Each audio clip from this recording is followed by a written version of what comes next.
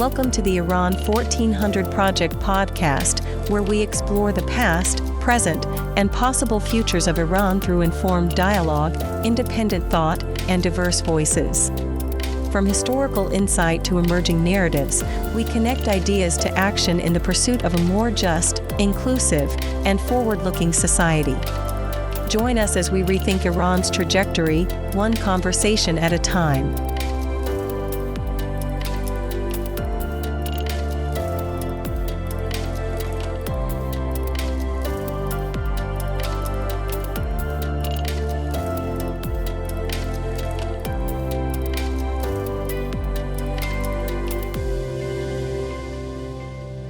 We're kicking things off today with something really striking I read.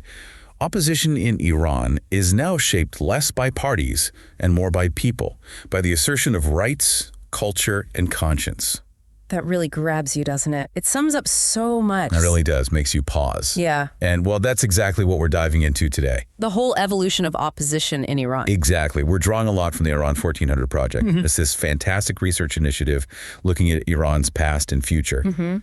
And specifically, there's this great piece by Vafa Mostahim, The Evolution of Opposition in Iran, from Constitutional Resistance to Civic Reimagination. A really insightful article. Yeah. So our mission, really, is to help you, our listeners, grasp how opposition itself has changed, how it's moved from, traditional parties and structures. Right. The formal stuff. To something much more fluid now, more based in the community, in civic action. It's about understanding this, complex struggle for justice, for sovereignty, for what it means to have a civic identity in Iran today. And I think right off the bat, we need to lay out this core distinction the article makes. It's crucial. Okay.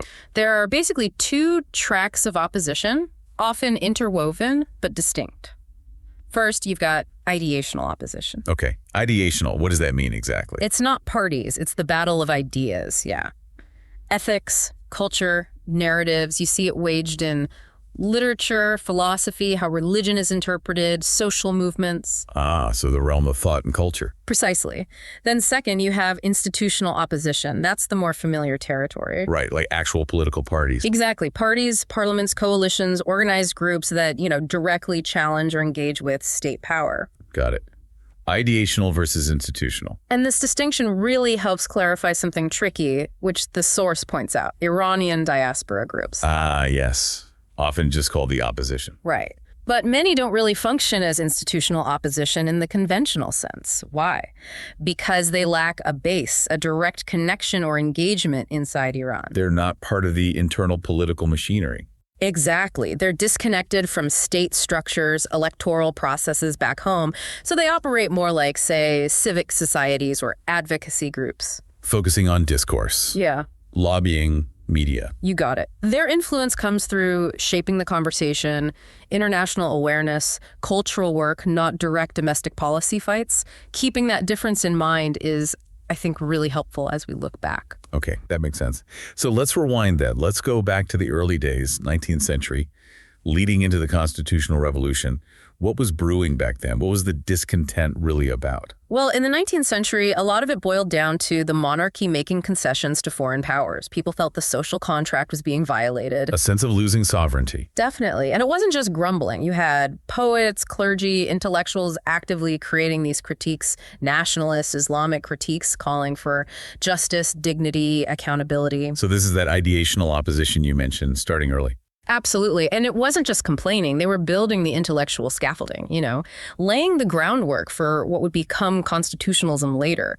It shows how deep this quest for justice runs in Iran long before formal parties. And that groundwork then led to something more formal, more institutional. It did. It culminated in the Constitutional Revolution, roughly 1905 to 1911. That was huge. Right, the Majlis, the parliament. First Majlis, yes.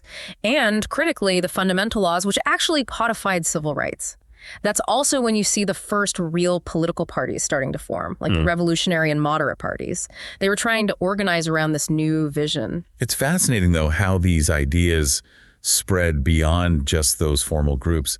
How did people engage with it all? Oh, hugely. There was this explosion of public discourse. You had underground literature passed around, revolutionary poetry recited, and really vibrant newspaper culture. People were debating these ideas directly, which helped make the calls for change so widespread.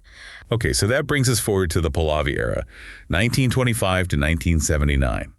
A very different climate, often described as authoritarian, suppressive. Under the Shah, yes, especially with his modernization project. So how did that ideational resistance you talked about survive? Did it go underground?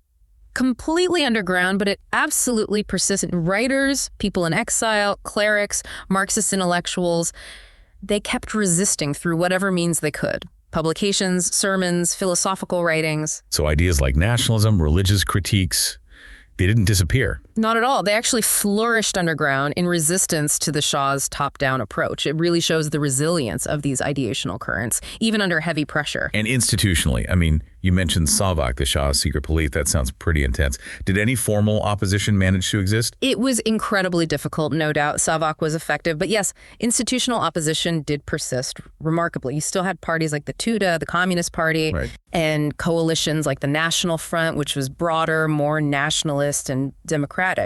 They kept coalescing around demands for democracy and, of course, the big one, nationalizing Iran's oil. Even with Civic breathing down their necks. Exactly. Their sheer existence, even fragmented and under duress, points to a kind of stubborn institutional persistence. But then comes a moment that seems to change everything. 1953, the coup, Operation Ajax, CIA, MI6 involvement. Walk us through that. How big of a turning point was it? Oh, it was monumental. A critical turning point. The coup didn't just overthrow Mossadegh, it effectively dismantled Iran's legal opposition structure. Just wiped it out. Pretty much.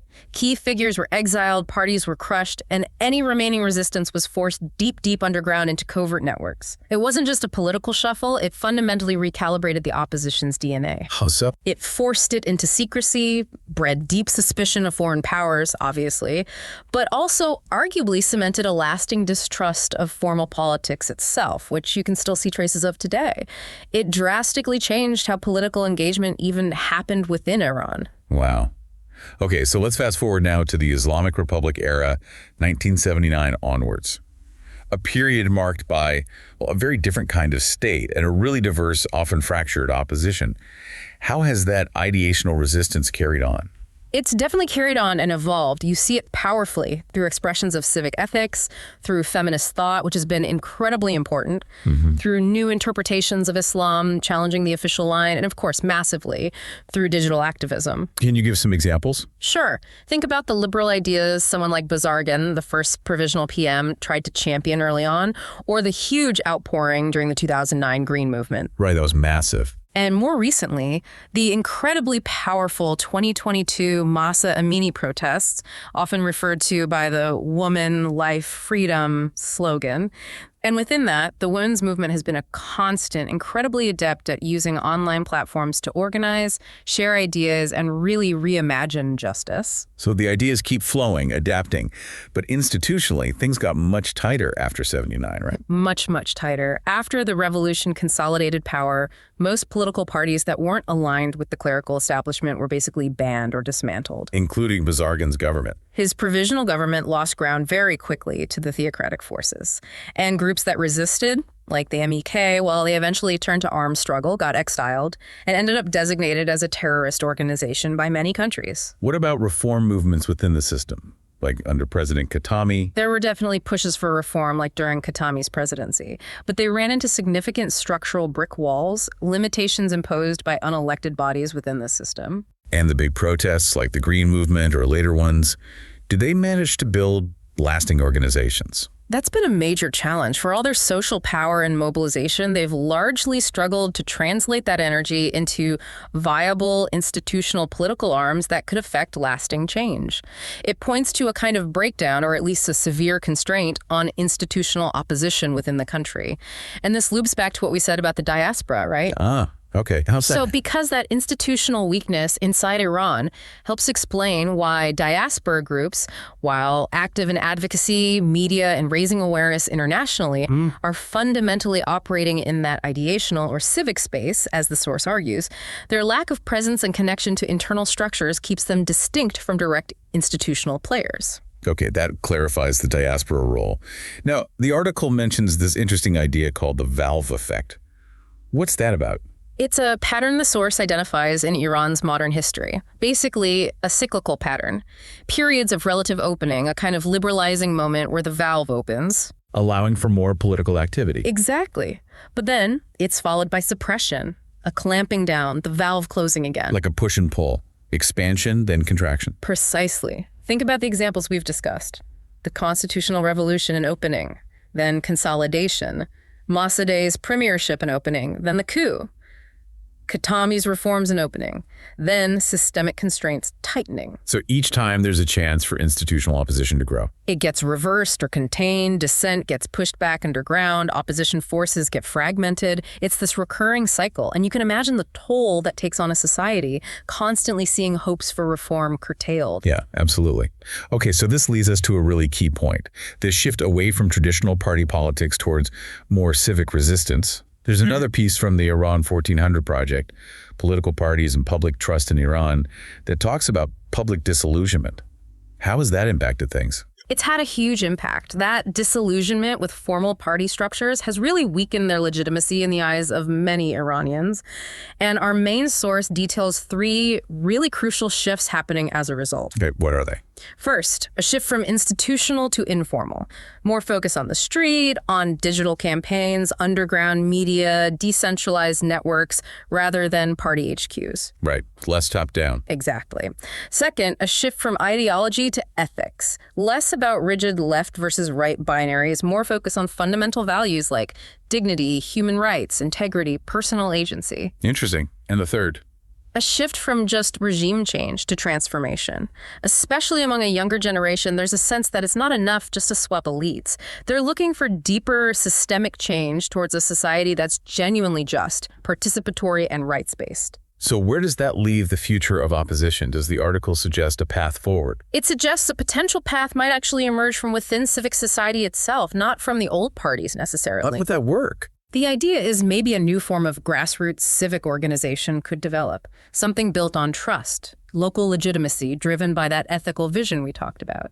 And maybe that could eventually become the foundation for a renewed, more legitimate party system down the line. But that sounds like it would need big changes. Oh, absolutely. The source is clear. This would require significant structural reforms within Iran, a whole new social contract, really, based on broad civic participation and shared values. It's not a simple fix. So if we try to pull this all together, the big takeaway seems to be that core idea we started with. Opposition in Iran today is less about the parties, more about the people. Exactly. It's the assertion of rights, of culture, of conscience. And as those formal institutional channels seem to shrink or get blocked, that ideational resistance just expands. It finds other ways. Whispered poetry, encrypted tweets, diaspora advocacy, slogans on city walls. it doesn't disappear. Not at all. It lives on in collective memory, in resilience, in imagination. It's a refusal to be silenced, even if the forms keep changing. So a final thought to leave our listeners with. Well, I think the crucial question the source leaves us with is this.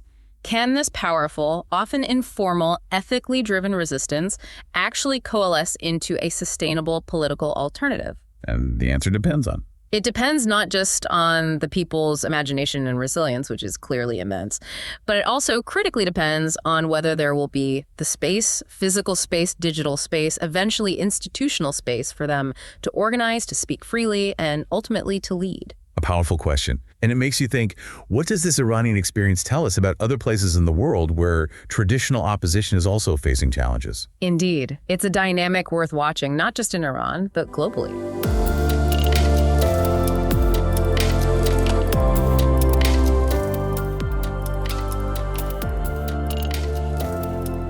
Thank you for listening to the Iran 1400 Project podcast.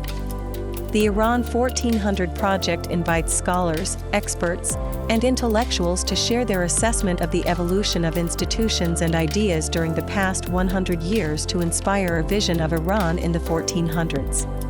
If you found today's episode thought-provoking, be sure to subscribe, share, and continue the conversation. For more content and upcoming events, visit Iran1400.org. Until next time, stay engaged, stay informed, and stay hopeful.